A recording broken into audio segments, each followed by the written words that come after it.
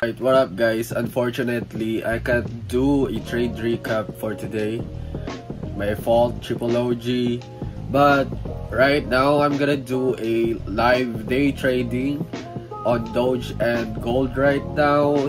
And I hope that I can make another bread so that I can show you guys on how to execute properly. And let's see how it goes. So we enter another trade right now, and I'm going short because there's a lot of high impact news right now. There's two FOMC on the Forex Factory, and I'm going for short right now, and I hope that the price will go lower right now because I over leverage this trade, and I don't know, man.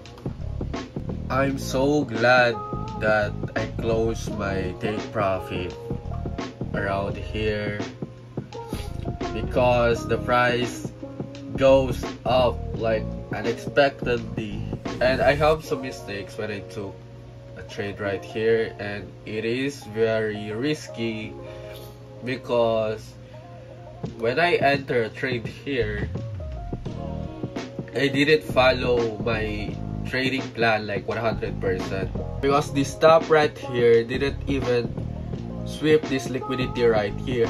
Because what I usually do is when I enter a trade, I make sure the previous liquidity has completely taken out, and then I wait for a break of structure to the downside, and I put some equilibrium, wait for some discount or some fair value gap, then I enter. The lesson that I've learned is I need to have an A+ setup before I entered a trade. So this right here is so dumb trade, but luckily I closed my take profit right around here because as you can see right here, like this candle up right here is very deadly.